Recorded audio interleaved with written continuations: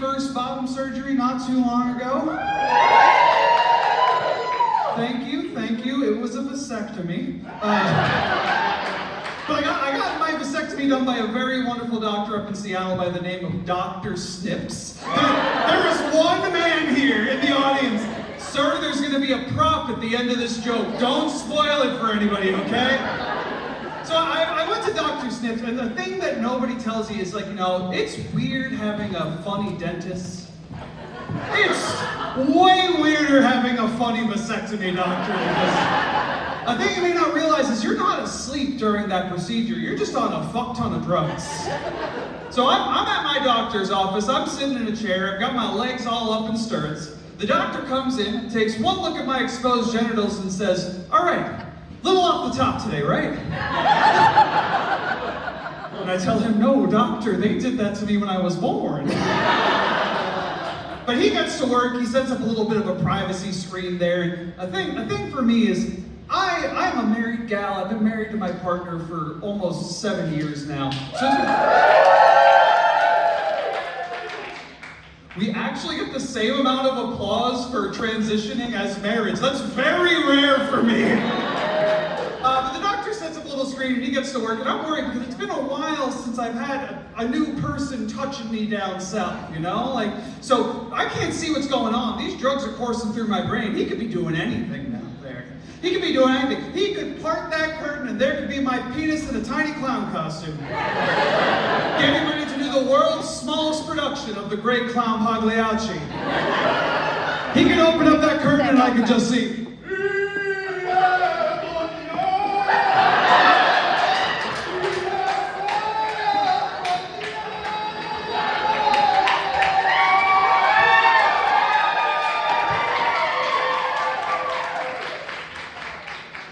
you know, Italian.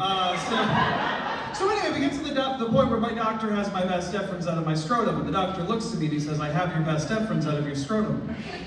Would you like to watch as I make the incision?" And I say, "No. No, doctor, not in a million years. What sick fuck would want to see that?" Apparently my wife, because when I told her about this afterwards, her first response was just, "Ah, you little bitch, why didn't you get a video?" That's some Dr. Pimple Popper HBO shit right there. But we're getting to the point where, you know, the doctor's got my insides back on my insides, and the drugs are starting to wear off. And the doctor looks at me, and he says the most condescending thing I think any medical professional has ever said to me in my life. The doctor looks at me and he says, "Well, when you're a brave little trooper at the dentist, you get a toy.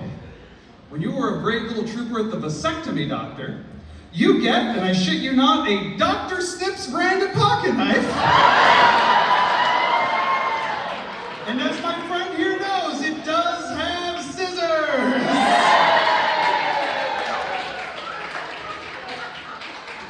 Now we're at the point of the procedure where I'm starting to finish things up. And I talked to my doctor because one thing I heard about friends who've gotten vasectomies is all about the recovery process, you know? So I talked to my doctor and I say, "Doctor, listen, you know, a month without being able to ejaculate, a month without being able to have sex, I'm worried that I might become depressed."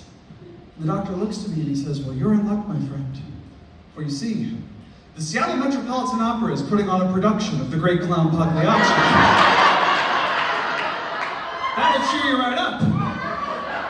And I tell him, "But doctor, I am Pagliacci."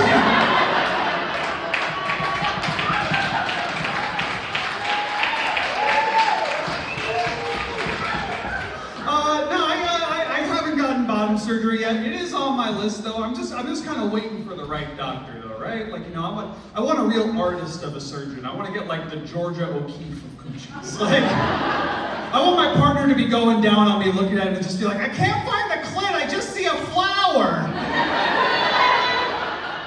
This audience is gay enough to appreciate the Georgia O'Keeffe joke. I don't think I'm going to be getting bottom surgery anytime soon, but I have been looking into getting a breast augmentation.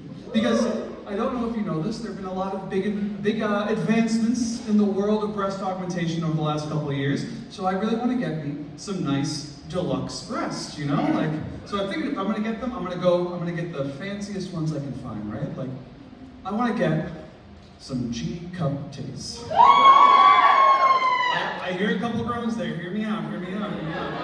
I want to get me some G-cup titties with the implants in them that glow when you squeeze them. I tell you folks, I want to get G-cup titties with the implants in them that glow when you squeeze them, and I want speakers inside of them that I can connect to via boob tubes. I tell you now, I want G-cup titties with the glowing implants, the boob tube speaker, and I want radio dial nipples. So I can tune in to catch the Mariners lose another game. I tell you now, I want me some G-cup titties with the glowing implants, the boob tube speaker, the radio dial nipples, and I want guns in them. Like the fembots in Austin Powers. I tell you now, I want G-cup titties with all the bells and whistles and implements of destruction, and I want an alarm in them that goes off when I catch Republicans staring at them.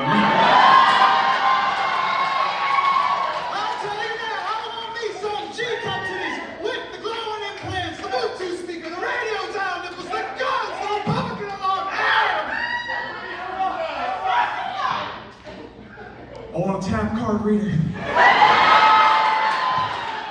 that accepts both Google and Apple Pay, so that when I catch those Republicans staring at my G-cup titties, I can charge them $20 for my silence.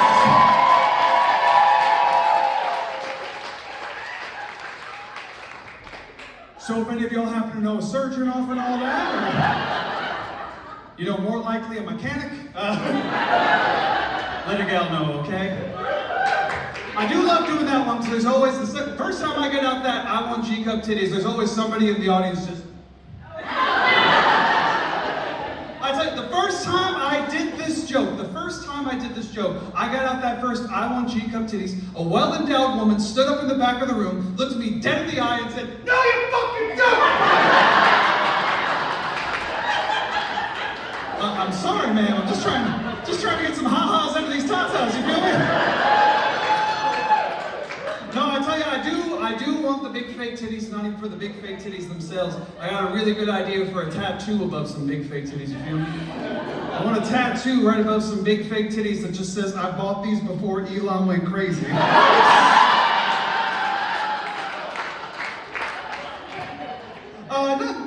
Not to get too serious, but speaking of Elon Musk, fascism, what's up with that? It's a really fucking crazy time, y'all. Like, you know, this has been a really weird Pride, just because there have been so many attacks on the trans community, so many attacks on the queer community in general. We got so many folks in government, so many folks in big business, so many influential folks in America who are coming after trans people specifically. Like, you know, they've been calling us all kinds of terrible things. They're calling us things like, you know, predators, abominations against God, terrorists. Terrorist is the new one. Like, you know, all the insults, they're fucking ridiculous. But terrorists, I take offense to that, because I am the least violent person you will ever meet. Just don't ask my mother. She'll tell you that I killed her son.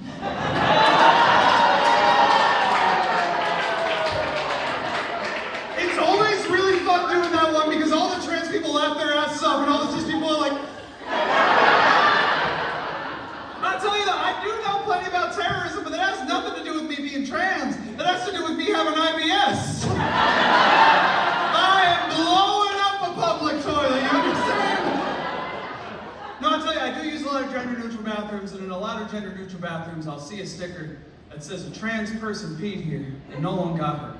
Which is a nice sentiment, right? It's a nice sentiment for those with normally functioning bowels. So I had to make my own sticker that says, "A trans person shit here, 20 injured, 4 dead."